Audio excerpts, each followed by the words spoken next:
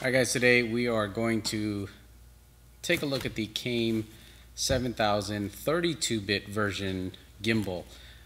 You've seen me put together the older version, which is an 8-bit. Very fun gimbal. The 32-bit is supposed to be a lot better, a lot more stable. I haven't put one together myself, but I thought I'd take the opportunity to just make this video kind of step by step from when I first received it.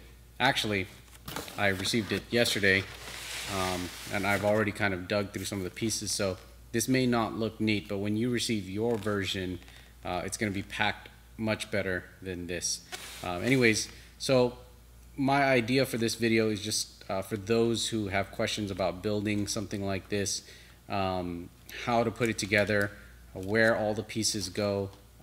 The first time around, I just kind of ran through it myself because I was totally unsure, and you know, I didn't want to document the process because I knew I'd just make all kinds of errors. So hopefully this time around I'm a little bit more familiar, and we'll go through the steps so that when you guys receive yours, you could kind of unbox it, follow these videos, and hopefully put it together in the right way.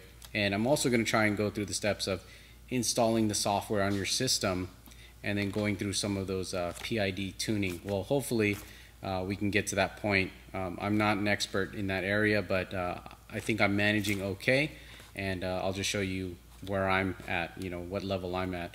So in any case, here are all the parts. The first thing you probably want to do, because it will take some time, is get all your charger and your battery out.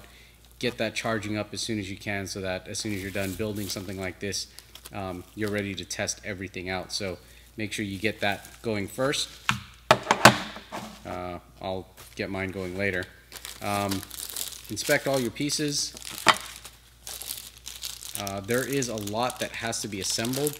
Lots of little screws. Here is your control board here and your IMU. I'm not very familiar with this board because this is different than the other version I had. This is the 32-bit version. So at this point, just let me remind you guys, this is now the 32-bit version. I don't believe they sell an 8-bit version. I could be wrong. But in any case, in my older project, I showed you how to contain everything into a project box.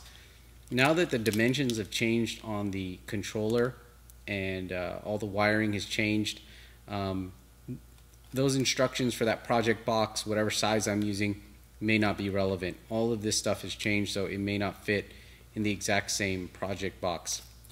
As far as everything else goes on the gimbal, it's going to look almost exactly the same.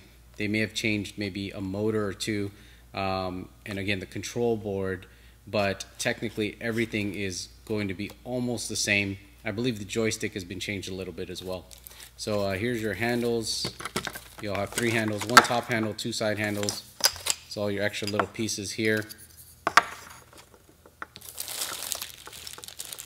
More screws and wiring, lots of that stuff.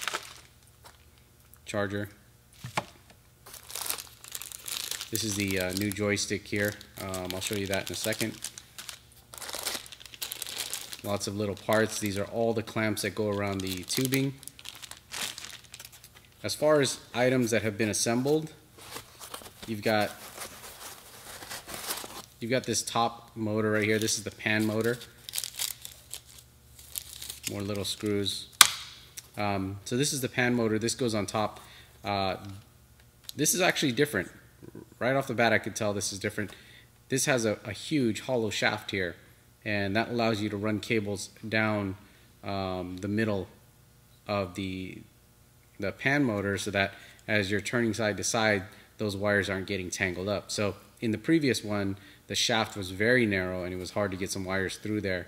It is narrow on this side, but the motor itself here has a wider shaft in the middle, and so that immediately is standing out as to be very different. Then you've got the main body here. This little piece, another carbon tube,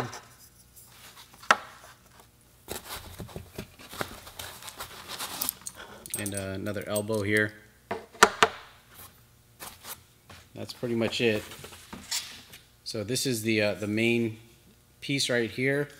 It will sit like this. You've got your roll here, and then you have your tilt here. So this is going to be somewhat assembled. All the parts are going to be very loose, and the reason why is you're probably going to still have to shift this side to side as you adjust for your camera weight. So everything's left loose. As soon as you get your camera balanced up here, then you know, you'll tighten everything up. Actually, I have this upside down. It would go like that. All right, so that is the basic pieces that come in the kit. Hopefully you have all those things. I'm not going to inventory all my clamps and bolts right now, but we'll get started putting this together. This will be a long video, and we may go through this in parts and pieces. I'm not even sure how to put this together for you guys yet, but I'll post some stuff up and you guys can follow along. So I'll get started, get some tools, and put this together. All right, so you're probably going to be swamped with hundreds and hundreds of little pieces. It looks very intimidating at first. It does take a little while to set up, but just to show you the core components and how they kind of fit on here, let's start with that, because then you'll have a better idea of what direction to take. Now, you're going to have 3 tubes and 1 shorter tube here. This main part is the pan axis.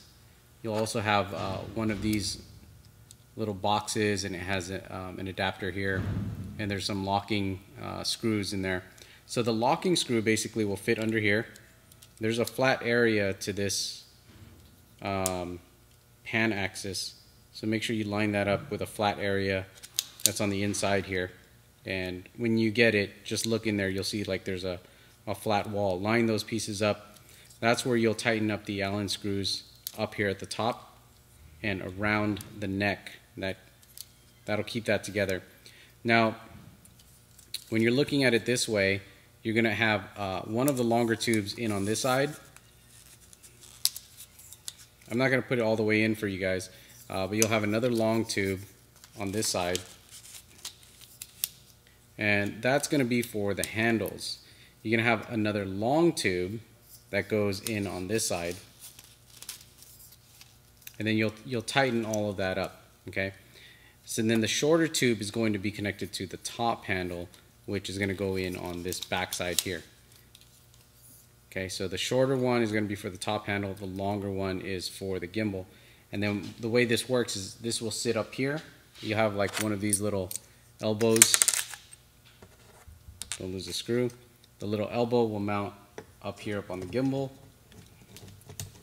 And then you will build out the side handles as well as the top handle. So looking at it this way, you'll see kind of how that comes together. You've got that metal elbow here, the long tube, same long tube on the top, same long tube here, short tube on the side. And again, this part connects to this little box here, flat with a flat side lined up, and then you tighten everything up with the set screws. That is the majority of the build. You have a lot of little brackets that have to be tightened up and kind of put together so that you can get an angle for the top handle. You also have the corners for the handles on the side here. So anyways, that's just the gist of it right now. Once you see it like this, it's not so intimidating.